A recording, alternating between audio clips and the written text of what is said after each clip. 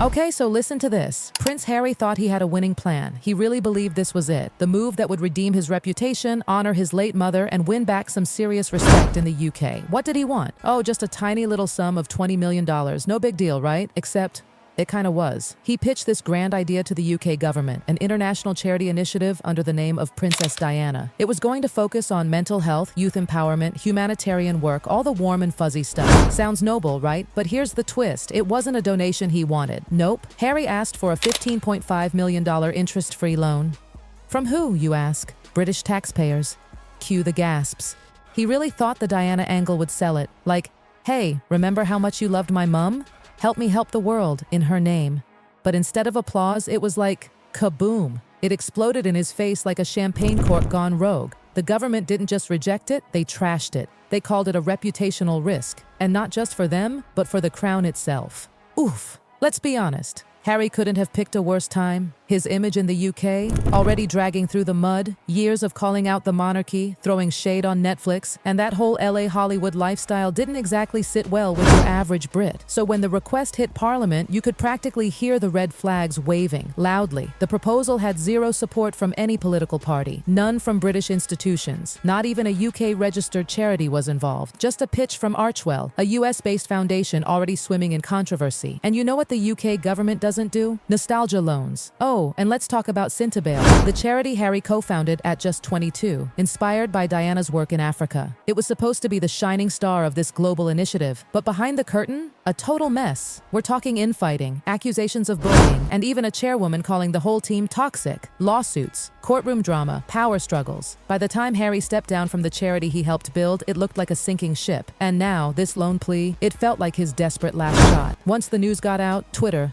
X, imploded. Hashtags like Diana for dollars and a royal freeloader trended in minutes. And here's the thing, it wasn't just internet trolls. Regular Brits were outraged. Why? Because a prince who ditched the UK, lives in a $1 million California mansion, and constantly calls out the royal family, is now asking for taxpayer money? Seriously? It felt tone-deaf at best, manipulative at worst. And guess who said absolutely nothing in support? Yup, Prince William and King Charles. Not a peep, not a whisper, and that silence, it spoke volumes. William, he's still supporting the Diana Award, a legit UK-based youth charity. And yet Harry couldn't even get a head nod. Behind palace walls, sources say King Charles literally shook his head when briefed on the proposal, as in, nope, not touching that with a 10-foot scepter. And William? Even colder. Insiders say he thought the entire thing was reckless, self-serving, and basically a vanity project disguised as charity. Then a senior royal aide dropped the ultimate burn. There was no support, no endorsement, no encouragement. Yikes. This wasn't just about a pitch. It was about trust, or more like, the lack of it. The UK officials reviewing the proposal flagged it for all kinds of transparency issues. No proper governance, no board of trustees, no third-party oversight. It looked way more like a celeb side hustle than a genuine charitable effort. Civil servants apparently said it read more like a bad business plan, not a charitable mission. Brutal. And then came the financials. Oh boy. Archwell's books were combed through, and guess what? A chunk of the millions raised didn't go to actual charity work. Instead, the cash flowed toward PR, branding, consultants, salaries, you name it. Less than 30% of the funds actually made it to real programs. One of the so-called charity projects hadn't shown any activity in over a year. Another had already shut down. And still, Harry was asking for millions more? It was the disconnect for everyone. And British MP Simon Clarke wasn't having it. Diana's legacy should not be used to underwrite a private American charity, he said. Boom, mic drop. Critics, journos, former supporters, they all chimed in. People weren't against Harry doing good. They were against him expecting everyone else to foot the bill. One anonymous official put it perfectly. This isn't a nostalgia fund for ex-royals trying to launder credibility through their mother's name.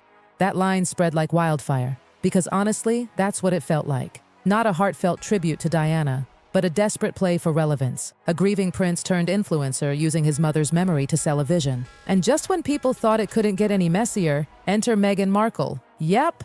The whispers began swirling. Was Meghan the one pushing for this Diana-branded loan plea behind the scenes? Insiders were quick to spill the tea. Absolutely yes. Apparently, Archwell had been bleeding. Badly. Meghan's podcast with Spotify? Cancelled. Her Netflix deal trimmed way down. Her latest project, a feminist cooking show, flopped hard. So this new Diana initiative, it felt perfectly timed, like a brand refresh disguised as a noble cause. But instead of a glow-up, it crashed and burned. Critics branded the entire thing tone-deaf. The couple who left the UK for privacy, now turning around and asking for public funds. The same woman who never met Diana, now monetizing her memory. It rubbed everyone the wrong way. We're not just talking meh reactions, we're talking disgust. This should have been a moment of redemption for Harry, a full-circle legacy moment for his mom. Instead, it turned into proof that every critic was right. The labels came flying, entitled, manipulative, out of touch. Even people who once rooted for Harry were like, what happened to you? The guy who used to be the charming, cheeky prince, the one who served in the army, joked with kids in war zones, and built the Invictus Games, that guy had heart. He had grit. This Harry, the Hollywood version, he felt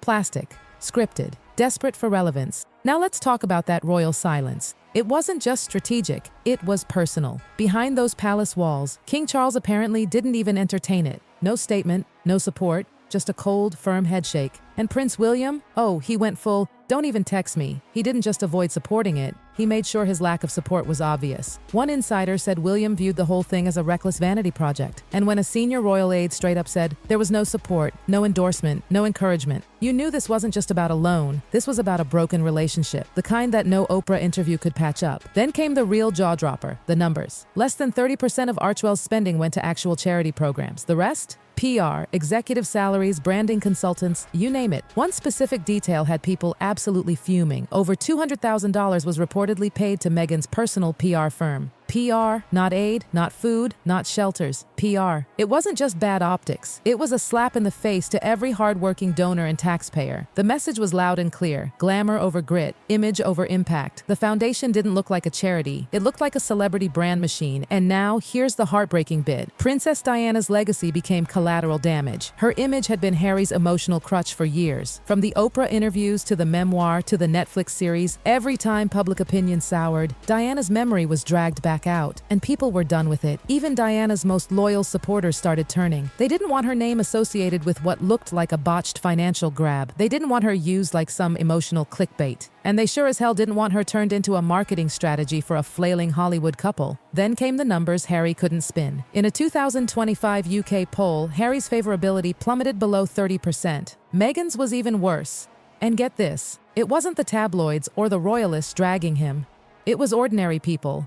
Regular citizens who had once stood by him, who understood his grief, who respected his choice to step away. Now, they saw someone who kept asking for more while giving less.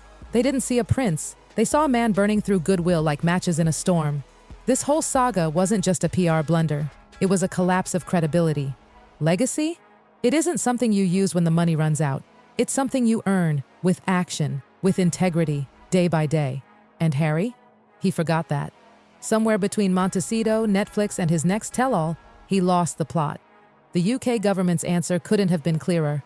We're not paying for your redemption arc. Not with our money. Not anymore. And that silence from the royals? That wasn't just cold. That was the sound of a bridge burning. What happens next is anyone's guess. But one thing's for sure, the Diana card, it won't work again. Harry shot his shot, and missed by a mile. What was meant to honor his mother ended up doing the exact opposite, turning public love into public resentment. This wasn't just a failed pitch, it was a case study in how to ruin public trust. And no interview, documentary, or memoir will ever change what the world saw. A prince, lost in his own fame, trying to buy back credibility with nostalgia, and getting called out every step of the way.